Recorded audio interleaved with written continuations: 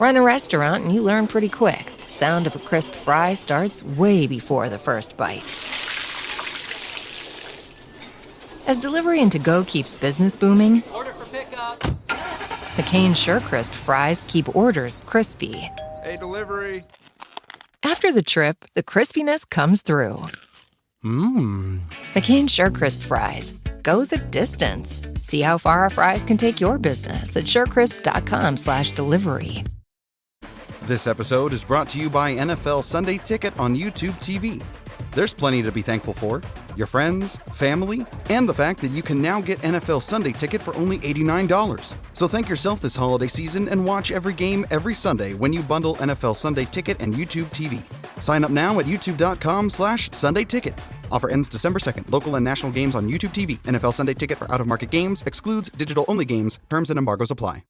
Being a marketer's no sweat. You just have to manage dozens of channels, launch hundreds of campaigns, score thousands of leads, and okay, fine, it's a lot of sweat. Unless you have HubSpot's AI-powered marketing tools to help you do all that and more. Get started at HubSpot.com/marketers. Thanks for choosing this free Anfield Index podcast.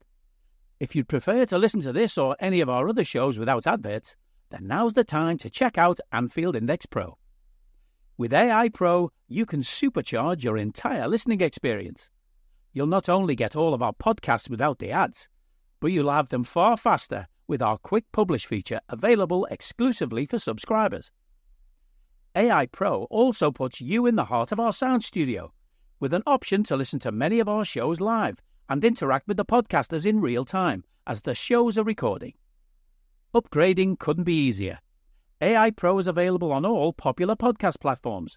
Just head on over to AnfieldIndexPro.com and get started today. Hello, everybody, and welcome to the latest Anfield Index Under Pressure podcast. My name's Dan Kennett, and with me to review an absolutely rollicking 2-0 win over Manchester City. I got the full team. Unsurprisingly, no one's ducking out of this one. Not that much ducking goes on generally, but after a small hiatus, he is back. It's sports writer at the Times, Hamzah Khalid Lunat. Evening, Hamzah. Evening, everyone, or morning if you're listening in the morning, or afternoon if you're listening in the afternoon. Wherever you are and whenever you're listening, I hope you've got a big smile on your face. Absolutely. And which match were you covering this weekend, Hamzah? As I always ask. I was at Palace Newcastle. Oh. For Newcastle's one shot and 0.02 XG. Yeah. That was my intro until Palace scored in the last minute. It deserved a goal. But yeah, one of those quirky, quaint things in football that sometimes you can win a match without actually having a shot on goal because it was an own goal. And I suppose this is relevant to UP, I guess, but because we played them next. Do Newcastle look like they've got serious issues with their process, or what should we say, resulting in that, which can maybe carry over into Wednesday? Yeah, no, they're in that weird phase where the stuff they're doing in the defensive third is okay, the middle third stuff is okay, and then it's just really bad decisions in the final third. So one thing, we still are awaiting an update on Alexander Isak's fitness. He had a sort of a physical knock rather than measles injury. That experience says that's 10 weeks for him. Well, I think it was just a challenge that he had with Tyrant Mitchell, and he held his hip, so he might play. We're still to see. But yeah, their process in the final third just wasn't coming together, and it hasn't come together for a while. It's a bit of confidence. Sometimes it happens. Palace as well enjoyed a similar thing at the start of the season. They were doing the same stuff as last season, but it just wasn't coming together. So Newcastle find themselves in a similar place at the moment. But they've still got dangerous players. Gordon's quite good, and he assisted the goal from a nice, very smart set piece on Saturday. But yeah, so at the moment, the final third product is really struggling. But it might just come together. No, if we were a Newcastle Under Pressure show, I reckon we would have spent the whole season talking about the roles in midfield, right? And can Tonali and Guimaraes play in the same team for you? Yeah, well, this really interesting thing in this match was actually that for the first time, they swapped them around. So Tonali played as a 6 and Guimaraes played a bit further forward. And in that respect, it actually looked kind of interesting. That debate has been rumbling on for a while, whether they can dovetail together. But in this role, it looks okay. It didn't look amazing, but as you'd expect, looked okay while generating 0.02 XG. They also had the leads. They were sitting back trying to counter. It was bad decisions in the final third that cost them more than anything. Usually, in games that they've lost this season, they've actually had quite good number of shots from decent positions. Okay. So I'd chalk up this one as like a real sort of anomaly. That was a terrible attacking performance, but I don't expect to see that again. Okay. Thank you for that. That's the preview out the way, at least. All done. Top work. And the intro is part of the intro. So, also joining us, Dr. Phil Barter. Evening, Phil. And on the late shift again. It's all good, especially after probably our performance of the season. I would say probably the best performance. Might be in the top 5. Yeah, outstanding performance, really. But yeah, always good to talk to you boys about football. And breaking news you just posted in the chats. Yeah, he's fit to play. Isaac is fit, apparently. Isaac is fit to play. Okay, let's hope he's running. Yeah. Anyway, playing with a hip injury and he's completely immobile. So let's see. All right, and he's got his coat on. I'm looking at him. He's got his coat on, and the heating must be broken in Brundish Towers. All of the windows are open because we've got electricity wires coming in from the bloody outdoor lights. We're not going to call him. We're going to call him Mr. Christmas now, aren't we? He's probably hiring an electricity generator just to run this extra. You have to take a photo and share it with everybody. Everybody wants to see your Christmas lights now, say. No, they don't, but I'll do it for sure. Yeah, Mr. Christmas. I can't remember. We haven't even got ours out fucking locked yet. Right. Anyway, that's enough nonsense. We are here to talk about Liverpool 2, Manchester City 0. So much to talk about in this game. But let's start, as always, Si, with those Liverpool lineups. That selection. A couple of big ones. But he does love to do two changes, doesn't it? 2 or 3. Yeah, it depends what's been forced upon, but it's typically we're at 2.6 average from rotations. So the biggest ones, obviously, that Ibu was out, so he went with Joe Gomez over Kwanzaa, who started the season. Everybody had come down to focused on Joe Gomez was going to be the centre back to replace him, but Joe barely even played centre back at all last season. So, one game.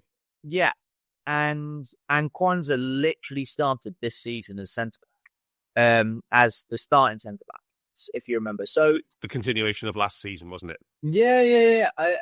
After Ibu was bombed out after getting bullied by Dominic Calvert-Lewin at Goodison in a terrible defeat. It's true. I would love to the backstory about what goes on with that stuff. I've very much heard that. Let's say there have been refocusing of professional levels of behaviour going on, or maybe that even sounds a little bit harsh. New goals, let's say. So attainable goals that he didn't know he could reach. I think that he is training harder, he's training better, all that stuff. And he's been phenomenal this season. No denying that he's been phenomenal. Way better than he deserved to be dropped for that last season. And I'm not sure Q, who was riding on a wave, and that stuff kind of happens with fans, that they fall in love with the new kid or whatever. He was fine. He was serviceable from my perspective. I don't think he was ever dominant in any game. And Ibu is either dominant or mostly dominant and then erratic. So they're very, very different characters. I love Joe Gomez. I think Joe Gomez is a Rolls Royce of a defender. I think he's phenomenal. He richly deserved this place last season. He never got given it. He ended up being cycling around all over the pitch, playing bloody six sometimes with Pep's genius. But ironically, in this game, the other Pep's genius whipped himself in the ass. So that's amazing. So all I was saying was that it wasn't a given that Joe Gomez was definitely coming in, because Kwanzaa was ahead of him at the beginning of the season. Yeah, technically he was. Yeah. But a couple of other things. Meanwhile, Ibu not a pussy Canate. Are we so? Who knows? At this point, he's actually injured though now. Yeah, he's actually injured. It looks like he's injured. Yeah, but we still don't know exactly what. With suspicion is MCL, yes, of some kind. MCL, yeah, MCL sprain. And so fans don't like this, and fans that have been had access to the internet, and I have friends that run sites that basically make money out of telling the world how many injuries are which club and all that kind of stuff. I like that the world doesn't have to know who's in, not the details of injuries, because it's private.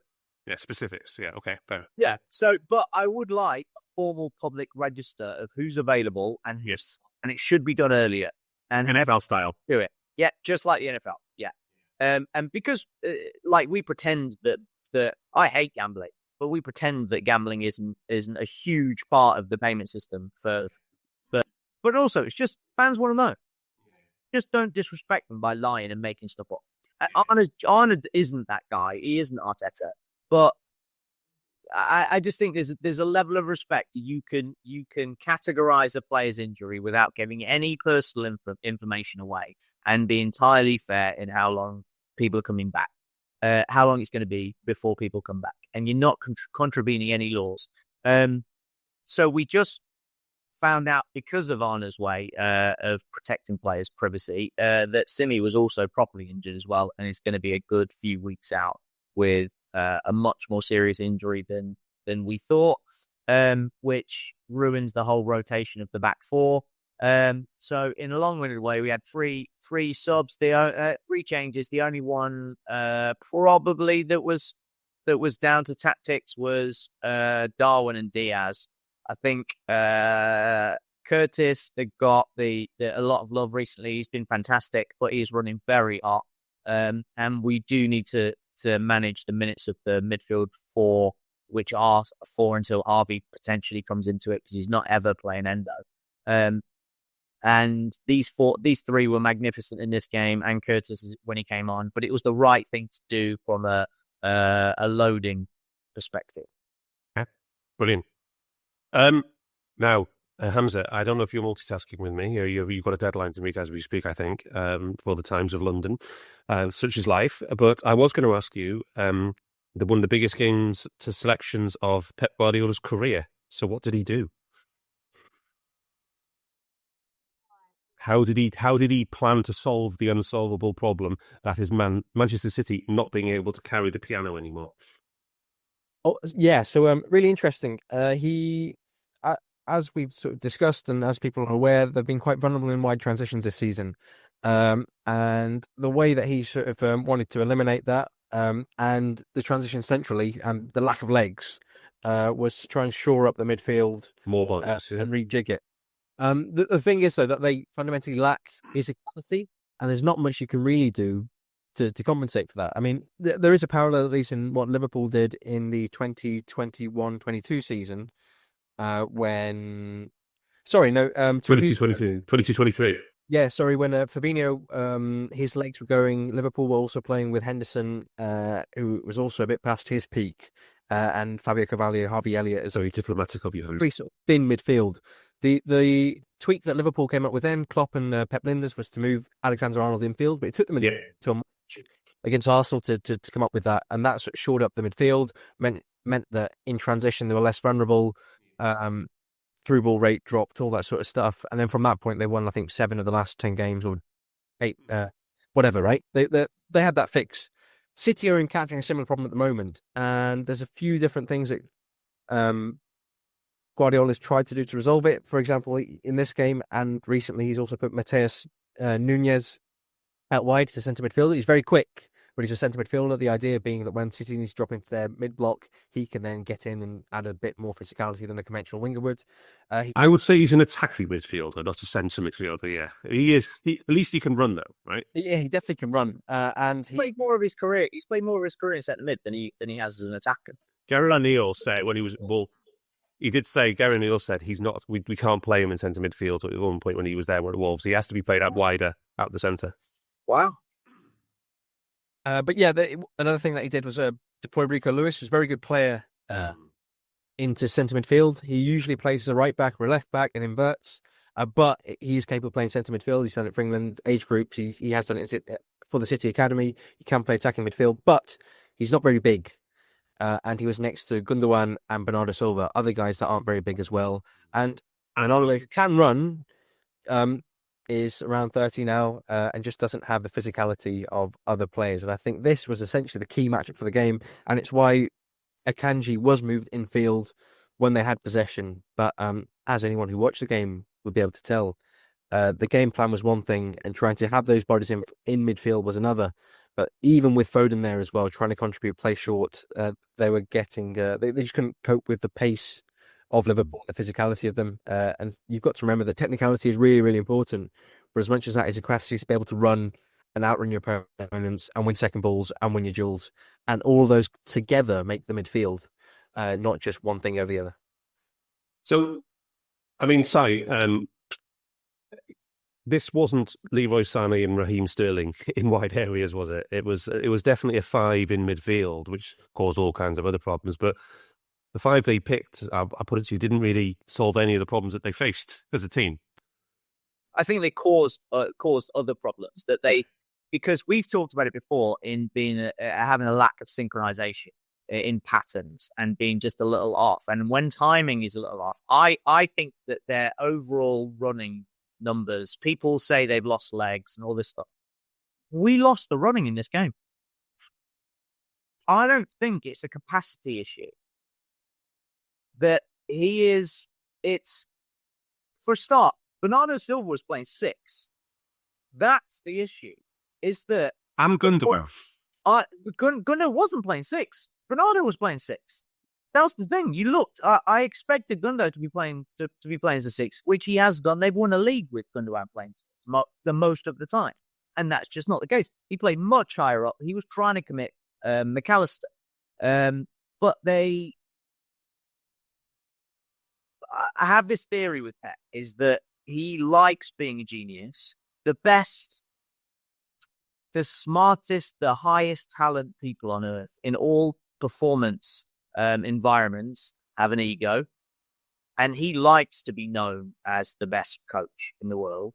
And we've seen periods where he has reinvented the wheel for no reason when they were just brilliant. And I think that's one Bleachery call it Pep outthinking himself or overthinking it.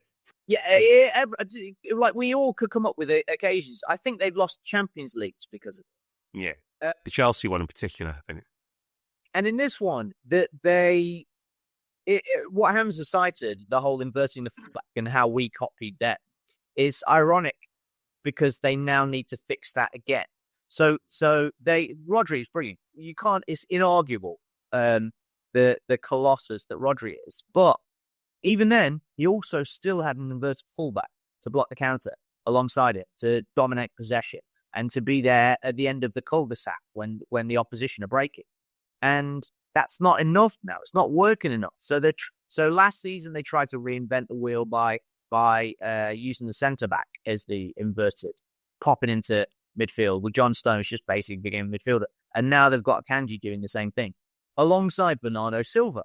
And so in a long drawn out way as my will, what's the culmination of this is that you have Rico Lewis playing right wing, right midfield-ish. You've got Matheus Nunes playing left midfield-ish, left wing-ish. You've got Bernardo playing as a 6. You've got Gundo playing to help the build phase, but he's not deep enough to block off passes into our 10. Gundogan is at the peak Fabinho 22, 23. He's too slow to support the attack, and then he's too slow to get back and support the defence. He's nowhere and everywhere at the same time. Yeah, but they were using him to position the build phase in the second phase rather than where he is the deepest point. They were using him further up the pitch. That's where he was going as soon as they had the ball.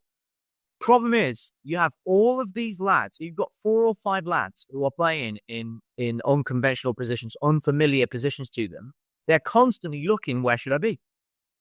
And just that very nature of having to do that problem you've caused by them having to look around and see where they should be in relation to one another, allowed our very rapid lads. So they ran more than us. Our lads out-sprinted them. The average top speed of our lads is nearly 2.5 kilometers an hour faster than theirs.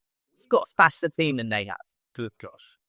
So we were constantly. This is the most front foot I've seen into our defending. Not front foot in the clock way of pressing. Because no matter what the pundits were saying, we weren't high pressing them. we were allowing their defenders to have the ball. We were squeezing angles. Then we were, as soon as they were squeezed into our cul-de-sac, we were mid block rather than a high press. Yeah, I thought it was brilliant. I thought it felt very, I don't want to say Conte-like, but it was peak level Conte and Mourinho. It was the really great Italian defensive setup. So just on the physicality side of things, side before we go on to Barts. So you've always said that total distance is only part of the picture, right? You've got to put that alongside the speed at which you cover the distance and the amount of the high intensity or the sprints, yeah? Yeah. So are you saying that while Man City, because you said they covered 116k against Feyenoord in our chat, which I couldn't believe when you said that, but then you used to say Charlie Adam can cover 12 kilometres a match, just very slowly. Yeah. And he's always 2 meters behind the play because he can't get there fast enough. So are you saying City are in the Charlie Adam phase rather than their... This episode is brought to you by Etsy. Oh. Hear that? Okay. Thank you. Etsy knows these aren't the sounds of holiday gifting. Well, not the ones you're hoping for. You want squeals of delight. Happy tears. How did you? And spontaneously written songs of joy. I am so happy. Oh yeah, oh yeah, oh yeah. Okay, the song needs a bit of work, but anyway, to get those reactions, make sure everyone on your list feels heard with handmade, handpicked, and designed gifts from small shops on Etsy. Gifts like personalized jewelry, custom artwork, cozy style items, vintage pieces, and home decor to celebrate all of your favorite people and their specific kind of special. For original gifts that say, I get you, Etsy has it. At Kroger, an annual Boost membership just got even better. Now you can choose from Disney Plus with ads, Hulu with ads, or ESPN Plus on us when you sign up. Plus, enjoy unlimited free delivery, double fuel points, exclusive offers, and free items. Sign up for a Boost membership today. It's an easier way to save, including new streaming options to relax with while we deliver your groceries. Kroger, fresh for everyone. Restrictions apply. See site for details. I don't need a VPN. I've got nothing to hide. Ha. This is what I used to tell myself before I hooked up with LibertyShield.com. Not only is my home internet now fully encrypted, but I can now access all the websites I want, whenever I want, and do so from absolutely anywhere. As a Liverpool fan, I love to know I can now watch every match, regardless of whether it's on UK TV or not. My Liberty Shield VPN makes sure nothing is blocked and guarantees me super fast streaming speed throughout that match. You can get connected right now with their software package, which includes a 48-hour no-obligation free trial and instant access to their apps for Apple, Android, Fire TV, PC, Mac and Android TV. Or go a step further like I have and get one of their pre-configured VPN routers. These small but powerful devices allow you to easily connect every device in your home to VPN, making it the perfect solution for smart TVs, Mac boxes, and games consoles. Visit LibertyShield.com today and use coupon code AIVPN25 to get 25% off at checkout. Well, I tweeted about this, that their fastest player, who last season recorded a top speed of 36.5, this season's recorded a top speed of 29.3, I think. Yeah. And he was very much just open to us running at him and running off it rather than running at him. But Gakpo, they commented on the TV that Gakpo looks like he's gained a yard. He hadn't. He's just gained 7 on the fat kebab eater. But it just the last thing on this, right? For context is if a team like City have 20 corners, right? They'll have 3 players that are going to run 108. They're going to walk up and down the pitch 180 meters 20 times, going up the corners. So their overall number will go up, but the intensity of their play doesn't. Does that make sense? Yeah. Absolutely. So as somebody said to me on socials, he said there's been about Kyle Walker. There's been fat guy desperately trying to break out of Kyle Walker for 5 years, and this season he finally has. Brilliant.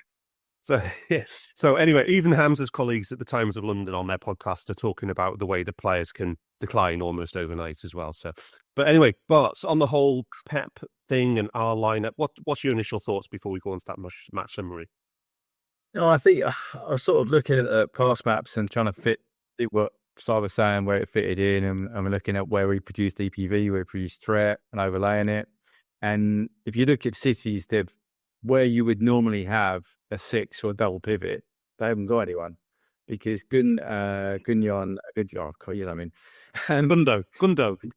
and Bernardo Silva are over the halfway line, and then you've got Nkanje trying to come in with nobody else. So in that block that we would typically say zone 14, they haven't got a defensive player off ball. And if you look at where we generate our threat, it's one of the highest in the first half. So I think that sinking means that when they're on the ball, they're trying to do this, but off the ball, they clearly aren't getting back and filling that space, which is one of the criticisms we said of Grab earlier, trying to learn the role, but he's got better at it. We're now better off the ball doing it. But I think that's a really important point. I also said, just to back up what Si said as well, if you look at the targeting for our defensive actions, it's not high. It's in the half spaces. It's bang in the first half. He's banging you couldn't get a more distinct viz, which I put out to our blue sky. The left and right half spaces have got something like 15% of our total defensive actions for the first half between them. Yeah. Split out over them. That's a phenomenal targeted area to win the ball there. And then we'd either set back, which is our pattern, right? It's a forward followed by a back or a sideways pass, and then playing behind. And they were doing that because at sucking, they'd nick it in that half space. If they could play it forward, they would do. If they'd knock it back. And it's what I found interesting, I said last pause, is the way Slot has got a set up. You can see in a lot of the viz, it sort of tells that story, which you wouldn't necessarily get in with Chaos Ball under Klopp, because it's very hard to do that unless you've got high-level data, which we used to get in terms of pressing. But now with Slot, you can pick up and see we target that first half, second half we sat off, and it's a different kind of shape. And so, I think this is well on the half spaces. I think it's important to note that even at this point that the Luis Diaz role, where he was basically taking the right half space and Zobo was taking the left half space, and I did say to Gags in the chat, our group chat, that if he was doing the pressing still, we'd definitely be having the Gundogan pressing victim conversation here, because we were all over it. Yeah. The bunny, he was definitely a bit of a bunny on that. And if you look, then we're on the ball, that box is there. You've got Diaz linking in with the Mac, and then you've got Grav and Don. It's just a perfect kind of shot. There's a lot of overlap, isn't there, in that central area? A lot of coverage between the four. A lot of overlap. And but then that's what you've got to do. Yeah. If you've got to win this type of game, you've got to be able to show that you can dominate that area. And as Hamza said, it's a bit of physicality, but also offer the technical ability. And they work really well as a technical quartet, if you like. Yeah. And then we were able to get Cody in to rinse the kebab eater, and you've got Mo killing the other fullback on the other side. So you've got, between the two of them, it was the typical pattern. We'd win it, and then we'd find a way to release the wingers, and the passes between Mo and Cody were phenomenal in the first half.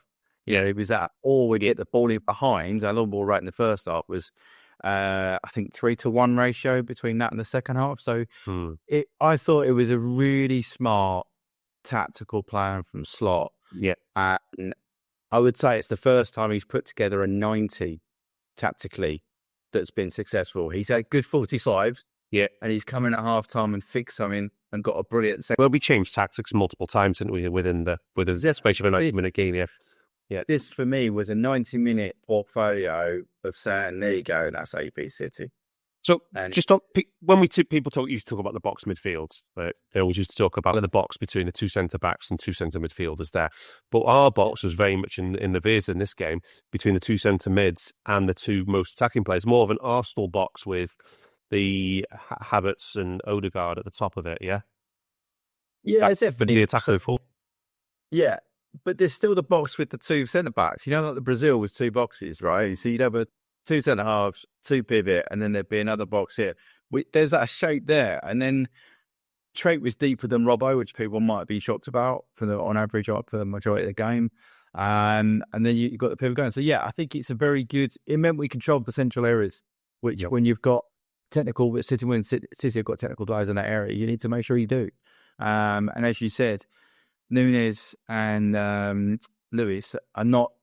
They're not typical white players, are they? Sané and Sterling, are they? That's for sure. They're not Sané and Sterling. They're not even Grealish and Dofu, are they? So they were there for a reason, but it meant that if we could control the centre, we would get the upper hand, which is what we did.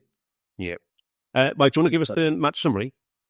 Yes, of course. So, as always, and my favourite reference to Hamzah's other pod, but I won't mention on pod, but anyway, if you look at the top line stats, you would probably come away thinking this was quite a close game. You got 45 to 55 possession. Field tilt is actually in City's favour, 56 versus 43. Shots starts going towards us, 18 to 8. That's a phenomenal difference. Penalty box shots, 11 to 7 in our favour. Big chances, I've got 5 to 1. XG changed a little bit when I published it first. I've updated it this morning. Ended up being 3.57 to us, 0.84 to them. Obviously, that includes a penalty. So our non-penalty XG is better. Our EPV, which takes into account just all of XG, and our threat conversion was at 158%. They're 75. So again, we did better with what we had. That's brilliant. Pass success was all right, but when you break it down, that first half we were better in possession first half, 52 to 47. Field tilt, 55 to 45. Total shots in the first half, 10 to 1. Yeah, big chances, 2 to 0. XG, 1.7 to 0.13. So it's really easy. You need to break it down to more granularity than just the top line. Threat conversion was at 93 in our first half. City, just 19%. They converted what they produced into XG. To keep the champions of England at that level is just... Apparently it's the longest Pep Guardiola team's gone until they've had their first shot ever. 39 minutes. 39 minutes with a 0.17 shot. I think it was a 0.13 shot, readjusted after in the morning. So, yeah, a phenomenal performance. And also to go with the sims, just to make sure we're in line with Opta now, Hamzah, you'll be pleased. We do 10,000 simulators now.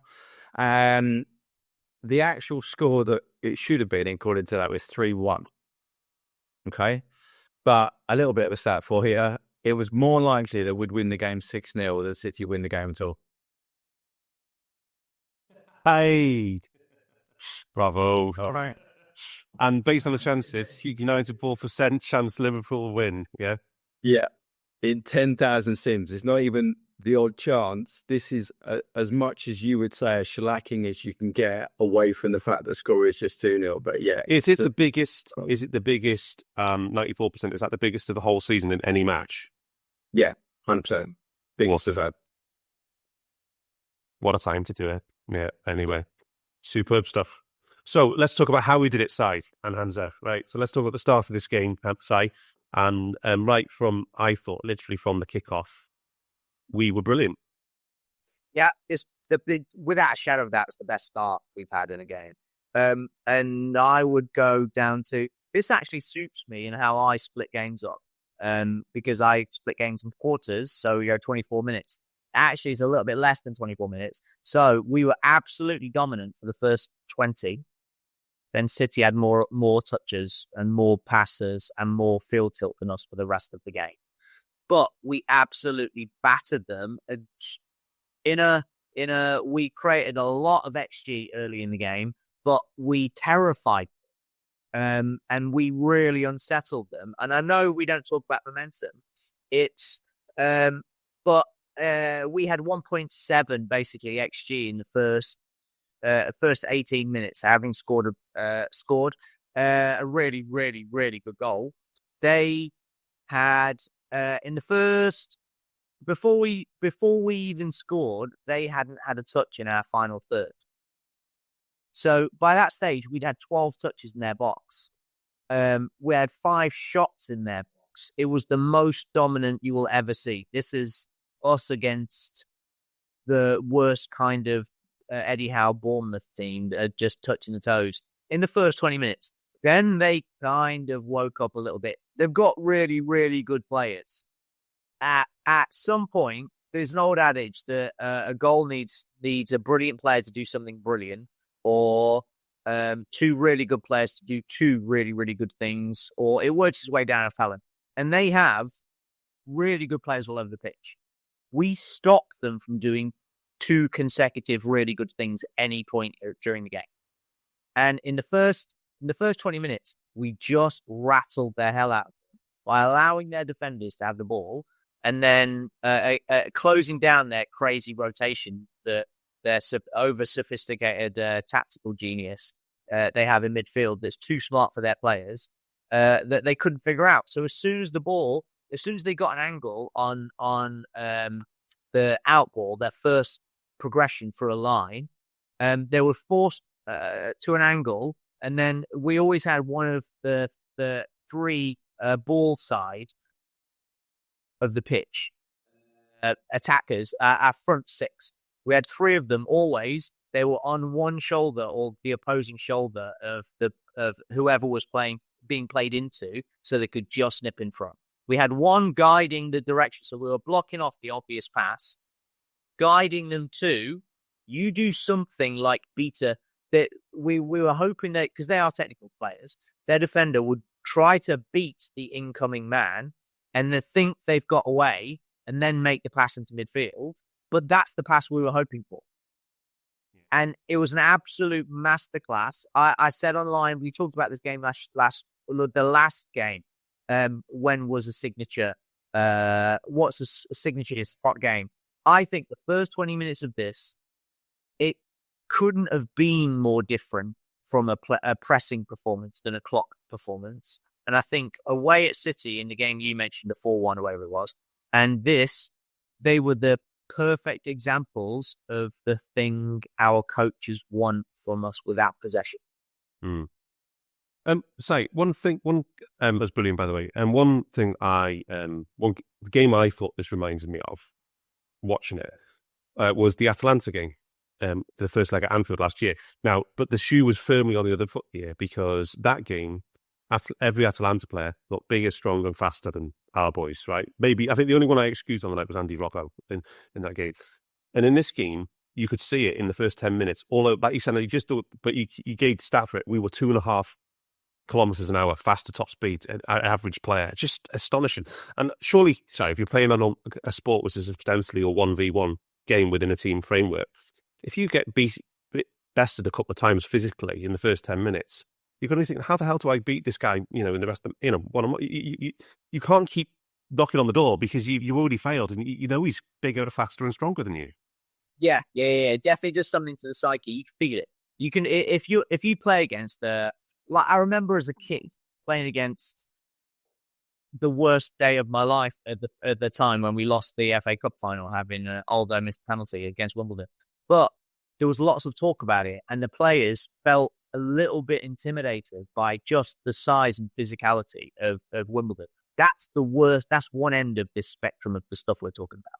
That you feel like they impose themselves with a little bit with their will, but there is nothing you can do to get around that, to get through. Like, you can't get through them when you do that regularly. You can't get around physically this huge guy that's in your way. But with us, it's the opposite way around. They're all 6 foot. They're all super fast and super twitchy. That's the other thing. Like Grav, he can't, from a standing start, he's unbelievable, isn't he? From grabbing. But crazy enough, Grav's rapid, but is greatly underestimating how fast off the start, first 5 meters, that Mac is. That Mac is so good at reading the game, and he is quick over the first 5 meters. He might not be quick once your legs get going up to 20. Yeah.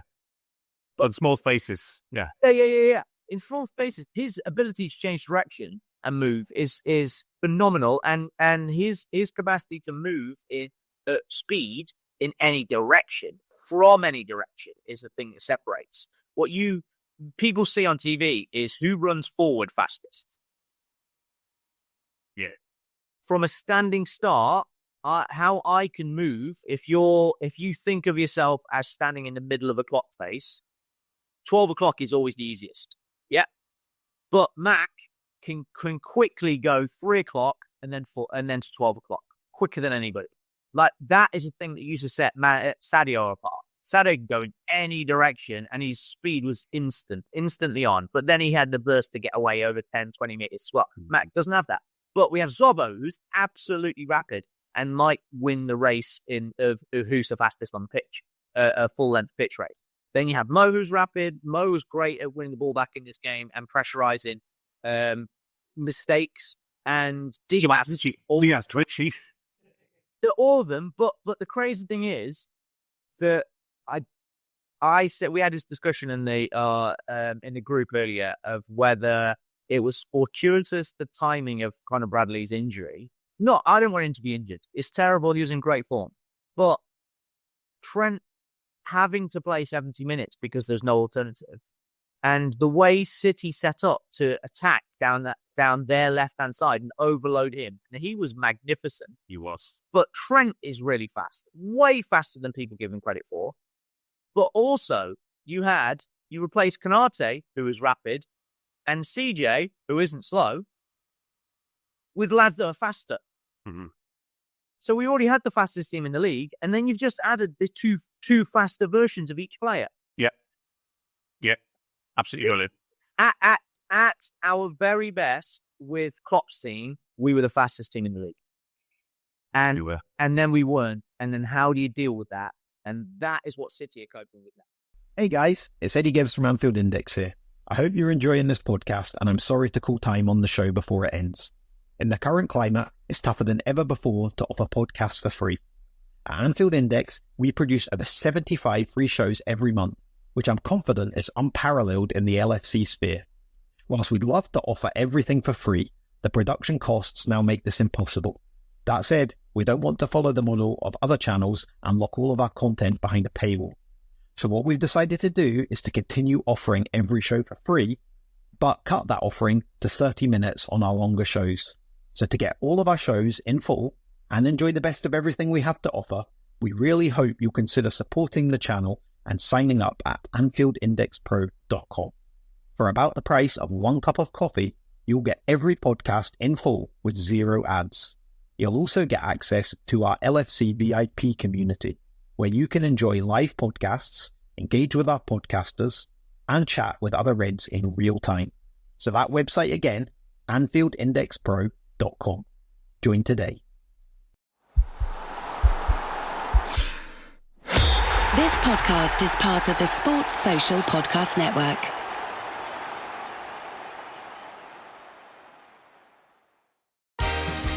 Black Friday is coming, and for the adults in your life who love the coolest toys, well, there's something for them this year too. Bartesian is the premier craft cocktail maker that automatically makes more than 60 seasonal and classic cocktails, each in under 30 seconds at the push of a button. And right now, Bartesian is having a huge site-wide sale. You can get $100 off any cocktail maker or cocktail maker bundle when you spend $400 or more. So, if the cocktail lover in your life has been good this year, or the right kind of bad, get them Bartesian. At the push of a button, make bar-quality cosmopolitans, martinis, Manhattans, and more. All in just 30 seconds. All for $100 off. Amazing toys aren't just for kids. Get $100 off a cocktail maker when you spend $400 through Cyber Monday. Visit Bartesian.com/cocktail. That's BARTESIAN.com/cocktail.